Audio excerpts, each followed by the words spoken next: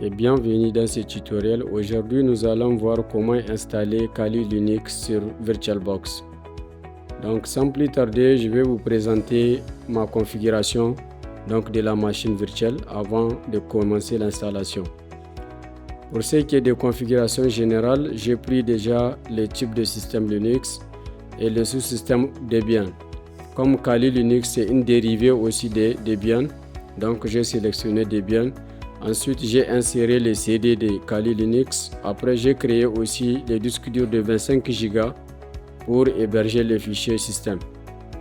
Donc, par rapport à la RAM, j'ai sélectionné 4 Go de RAM, c'est largement suffisant. Ensuite, pour ce qui est de mémoire vidéo, c'est à 16 MB, c'est pas grave. Donc, en résumé, c'est ça la configuration. Et les processeurs, j'ai pris 4 CPU. Comme moi j'ai jusqu'à 24, donc j'ai pris juste 4 et donc c'est suffisant aussi. Passons au vif du sujet. Donc démarrez juste votre machine virtuelle pour commencer l'installation. Alors la machine virtuelle charge, elle affiche ce menu. Vous allez sélectionner Graphical Install. Vous faites Entrée.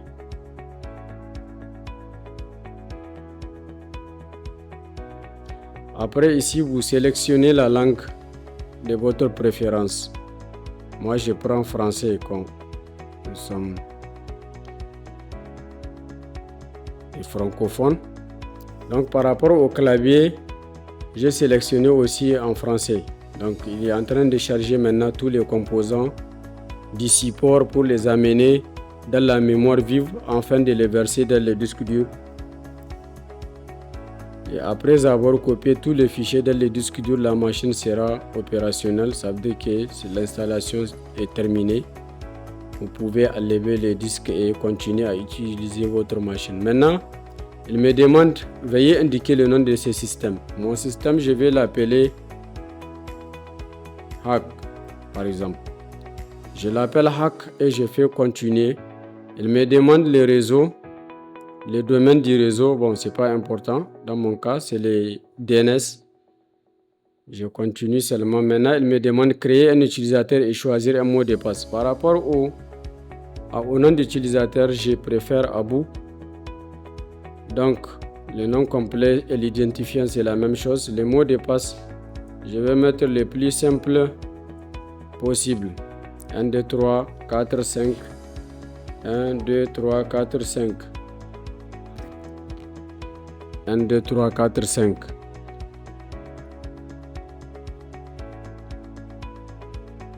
Donc, ici, erreur de saisie mot de passe. Bon, j'ai pas bien saisi le mot de passe. 1, 2, 3, 4, 5. Je vais répéter. Ah, ok. C'est parce que les caps lock ne donnent pas 1, 2, 3. Il faut que je fasse avec Shift. 1, 2, 3, 4, 5. Donc je fais Next. Configuration d'horloge.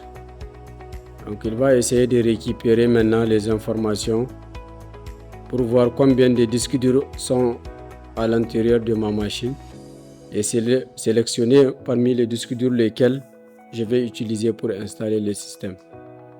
Assister, utiliser un disque dur entier. Moi je suis fainéant, je vais continuer avec cette méthode.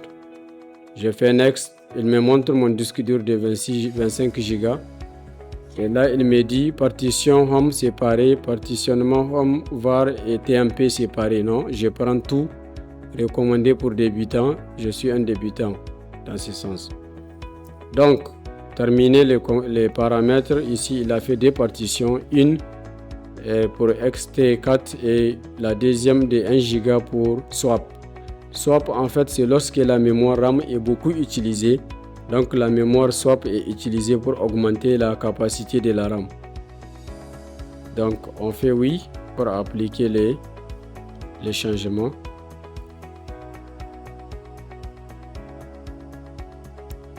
Donc, le système est en train d'être installé. On patiente un peu.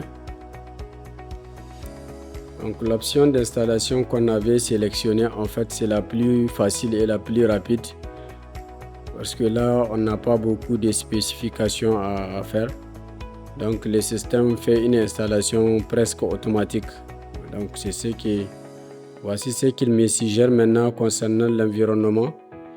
Je peux sélectionner les cas de placement ou bien j'ai fait seulement Next.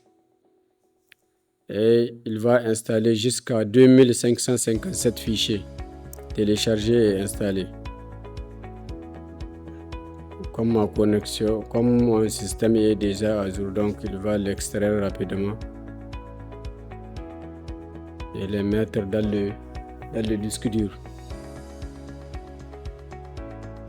8 secondes restant.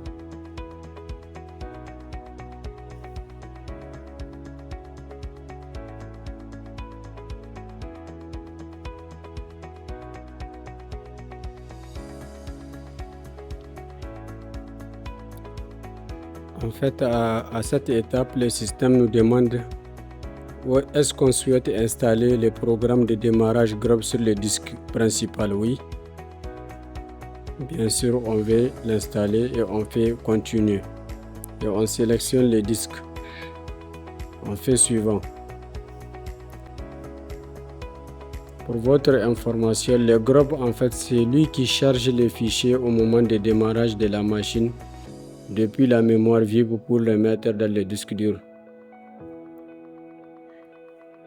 Donc c'est ça son rôle. C'est pourquoi des fois quand vous avez un problème de grab, votre machine ne pourra pas démarrer en fait. Elle va rester en mode grab jusqu'à ce que vous installez un nouveau. Donc nous sommes à notre dernière étape de l'installation de Kali Linux. Après, il y aura des opérations à faire juste après l'installation. Il faut mettre le système à jour et le mettre à niveau. Donc il nous dit que l'installation est terminée. Continuez pour redémarrer. Donc fin des process, on attend. Donc on va essayer d'enlever le disque si jamais il est toujours là. On regarde, il n'est pas là, donc même s'il est là, il n'est pas sélectionné. Ça veut dire que notre machine est là, elle est bien installée. On met le login et son mot de passe qu'on avait défini. Alors notre première connexion, félicitations, vous venez d'installer Kali Linux sur VirtualBox. Vous êtes maintenant prêt à plonger dans l'univers passionnant de la cybersécurité et du hacking éthique. Ce n'est que le début.